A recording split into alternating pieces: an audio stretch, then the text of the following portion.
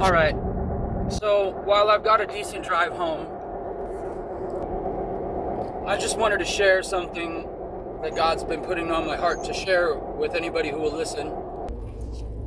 And this has to do with why people may not believe in God or say, why would a loving God let this happen to me or that happen to me? And besides free will being the answer, and that he doesn't get in the way of people's free will, because when he cast Satan down, he said, hey, this is all yours now. I built all this, but I can't dwell where sin is. That's why Jesus screamed out, why have you forsaken me, when he was on the cross. God couldn't even look at him. Couldn't even look at him. He turned his back completely because there was so much sin that he took on from the beginning of time until the end of time in the future. He took all the past, present, and future sin on him, and it was so much God couldn't even look at it. So, Satan rules this world. He gave it over to him.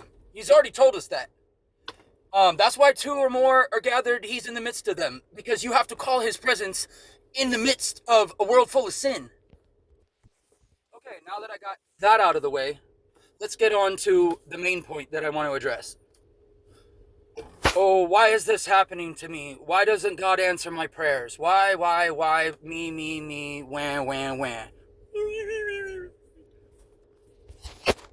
I have a very simple answer for you. There we go.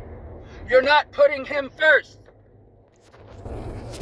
God told us very clearly, with no innuendos, no secrets, no contradictions, lean not unto your own understanding. So let me tell you real quick personally, since I made the decision to be single, to try to be celibate, which I have been so far, and just making different decisions, and one of those was to just give up my will and what I want and give it to God, everything. My worries, my struggles, who I want to throw punch, all that. And he always works it out. Always. I have a couple people that could attest to this. When we started future tripping about how the day was going to go at work and on one of our bids, and we future tripped about the 2 jobs in the day, and both of them, how they were going to act and what was going to happen, because they were already acting weird. And I said, Nate, hey, give it to God. Let's give it to God right now. And we did. And I said, we just give it to him and let him deal with people's hearts. Let him deal with other people. And he did. He did. Nothing turned out like we thought it was going to. My whole life has changed in a matter of months since I put down what I wanted and said, okay, God, I'm even going to give up things that I desire very much. And I'm going to do whatever you want. And I've been hearing his voice and direction and his visions and plans for my life. And wow, let me tell you, anybody could have that. Anybody could have that. The problem is, are you surrendering fully? Is he your everything? Can he be more important than what anybody says to you, does to you, thinks about you, talks about you, etc.? Yeah, I'm still working on that. But for the most part, I don't give a shit what anybody thinks or says about me. I don't. I mean, unless you want to say that I'm lazy or a liar, then we're gonna that's close to fighting words there. My work ethic and my honesty and my type of personality, I have a lot of stock in. But anyways, not about me. When you just give it all to him, and he's telling you the direction, right? And he's changing your thoughts. Because he says, my thoughts are higher than your thoughts, and my ways are higher than your ways. So none of your ways and thoughts are even close to right doing it on your own. They're not. Because we can't see the things that he sees, or hear the conversations in other rooms that he hears. So when your mind and your speech and your heart and everything starts changing, and all you gotta do is start with something small. That's it, just start with something small. Try fasting something that you seem to can't live without for just 30 days, or even just a week. Some of you can't even go 3 days. I'm not gonna tell you what I did, but I went from Lent till Easter. And so I'm gonna be doing that again this next year. And after that period of time, there was something that really happened with that fasting.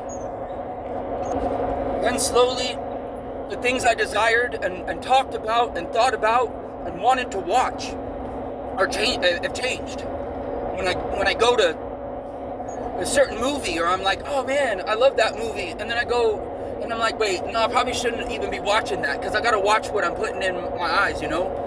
I've already put enough in there to, you know, bring enough thoughts during prayer time.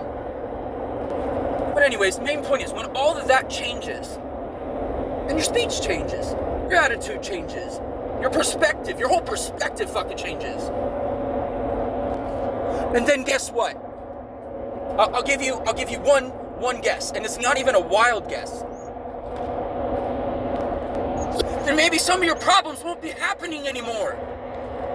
Maybe, you know, you're still gonna always have problems and run into people that, no matter what you do, they just got an evil spirit about them.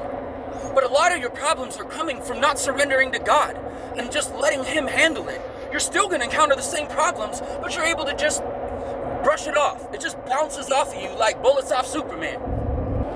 It's not about changing other people. You need to change yourself and let Him change other people through the way that you react to it and stuff along those lines. Do you feel me? You get where I'm coming from? Maybe you wouldn't piss people off because you're talking different, or, you know, the places you go and the people that you hang around that aren't good company and aren't good places to be, because they're just adding fuel to the fire. And you know what I'm talking about. Most of you just want to live how you want to live and then blame God for why stuff's just not happening the way that you think it should or want it to. Well, you're probably even going the wrong way. You probably got the wrong job, the wrong partner. You're going the wrong direction because you haven't asked for guidance. You haven't made God the very, very most important thing in your life. You're trying to impress that boyfriend, that girlfriend, that wife, that husband, that boss, especially your boss, and sometimes over your own spouses. Oh, I know that hurt. Stop trying to impress anyone except Him. And I'm telling you, it will be so much better. I mean, when I go to do some of these jobs, and yeah, I work for myself, I'm not forced to, but when I go to some of these and I'm charging low prices, I do it to help people. I do it because partially my heart, well, half of my heart in it is to just help people, see projects get done and not gouge them, because I can live just fine off the money I'm making. But what sparked all this was, I was on the roof today doing a gutter cleaning, and I was just thinking and started getting all in my head about, man, I'm worth $50 an hour. That you can bet that hands down all day, every day. But by the time I'm done with most of these jobs for people, I end up only making away with, I spent so much time on it, I end up only making away with maybe 20 to 25. And if I'm really lucky, 30. But, you know, but I end up doing extra stuff that I didn't charge them for, that I just see that I want to get done, and there's a point to where I stop because I don't want to go farther than I need to, because I'm like, no, at this point, yeah, no, I'm going to have to charge you. But I keep seeing more and more things, and I just want to help. I just want to see it done. I see something that needs to get done, and I just want to do it. And I have to stop myself and go, no. But at a reasonable level, God told me that, why, Josh, why do you even care? Why do you care? Why do you care if you spent how much you even made on doing this? You're doing such good work, and your attention to detail. Okay, anyways, sorry, not about me, but the whole point is, eventually He showed me, again, because He keeps reminding me, is how I stay close to Him, that it didn't matter at all. At all. Just do the work. Just, plug away in the rain and not in the rain, get wet, whatever. You've got to, hot shower at home. It's not like you're homeless. I've got a fireplace. I've got a place to get dry. I can hang my clothes to get dry. I can throw them in the dryer. I can, so what's for the complaining? Because he told me, you work for me. I'm your fucking boss.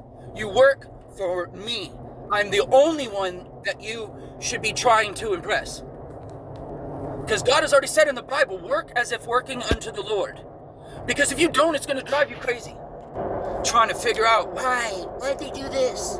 Why'd they do that? Why? He said we battle not against flesh and blood.